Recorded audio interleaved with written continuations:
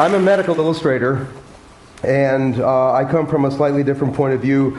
I've been watching since I grew up the expressions of truth and beauty in the arts and truth and beauty in the sciences, and while these are both wonderful things in their own right, they both have very wonderful things going for them. Truth and beauty as ideals that can be looked at by the sciences and by math are almost like the ideal conjoined twins that a scientist would want to date. These are expressions of truth as awful things, by meaning they are things you can worship. They are ideals that are powerful, they are irreducible, they are unique, they are useful, sometimes often a long time after the fact. And you can actually roll some of the pictures now, because I don't want to look at me on the screen.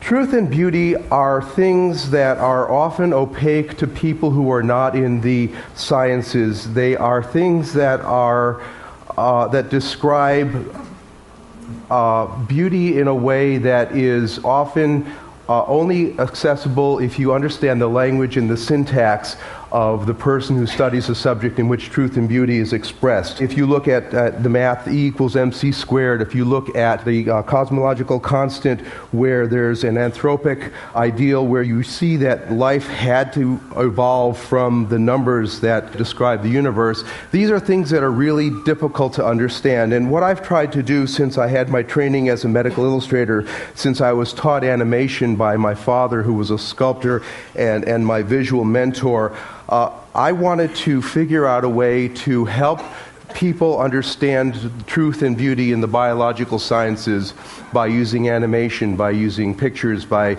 telling stories, so that the things that are not necessarily evident to people can be brought forth and can be taught and can be understood.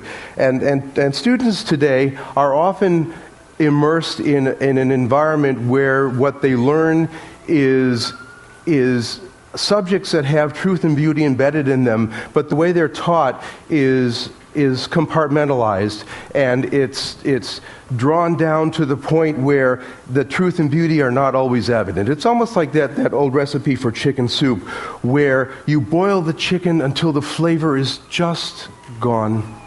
And we don't want to do that to our students. So we have an opportunity to really open up education. And I had a telephone call from Robert Liu at Harvard in the molecular and cellular biology department a couple of years ago.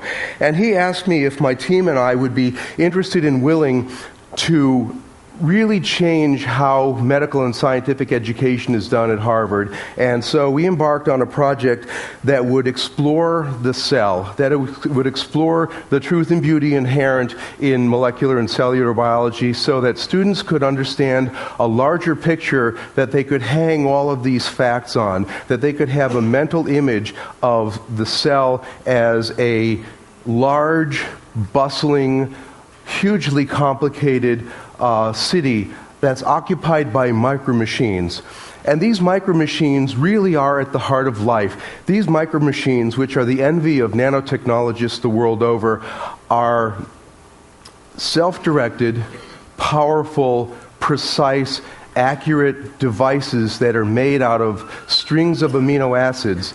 And these micro-machines power how a cell moves. They power how a cell replicates. They power our hearts. They power our minds. And so what we wanted to do was we wanted to figure out how we could make this story into an animation that would be the centerpiece of BioVisions at Harvard, which is a website that Harvard has for its molecular and cellular biology students that will, in addition to all the textual information, in addition to all the didactic stuff, put everything together visually so that these students would have an internalized view of what a cell really is in all of its truth and beauty, and be able to study with this view in mind so that their imaginations would be sparked, so that their passions would be sparked, and so that they would be able to go on and use these visions in their head to make new discoveries and to be able to find out really how life works.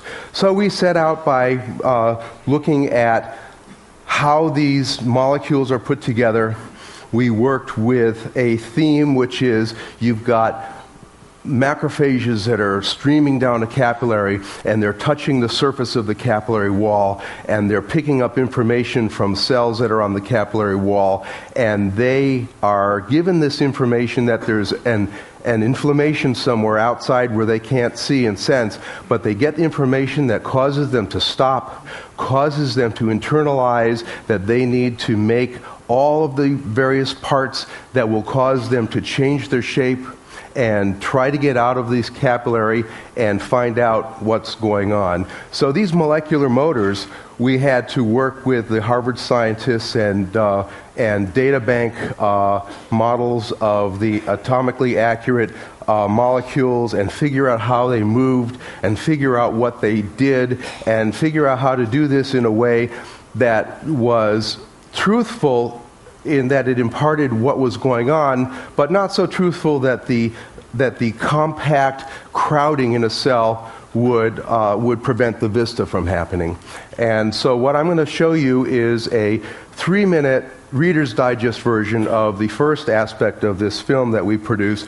It's an ongoing project that's going to go another 4 or 5 years. And I want you to look at this and see the paths that the cell manufactures, these little walking machines. They're called kinesins that take these huge loads that would challenge an ant in relative size. Run the movie, please. But these machines that power the inside of the cells are really quite amazing, and they really are the basis of all life, but because all of these machines interact with each other, they pass information to each other, they cause different things to happen inside the cell, and the cell will actually manufacture the parts that it needs on the fly from information that's brought from the nucleus by molecules that read the genes. And no life, from the smallest life to everybody here, would be possible without these little micro machines. In fact, it would really, in the absence of these machines, have made the attendance here, Chris, really quite sparse.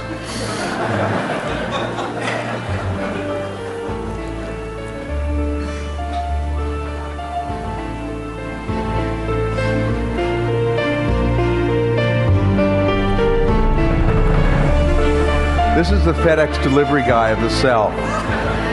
This little guy is called a kinesin, and he pulls a sack that's full of brand new manufactured proteins to wherever it's needed in the cell, whether it's to a membrane, whether it's to an organelle, whether it's to build something or repair something.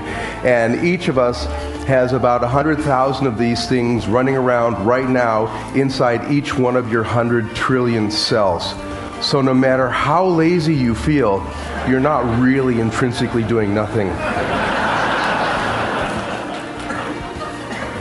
So what I want you to do when you go home is think about this and think about how powerful our cells are, and think about some of the things that we're learning about cellular mechanics. And once we figure out all that's going on, and believe me, we know almost 1% of what's going on. Once we figure out what's going on, we're really going to be able to have a lot of control over what we do with our health, with what we do with future generations, how long we're going to live, and hopefully we'll be able to use this to discover more truth and more beauty.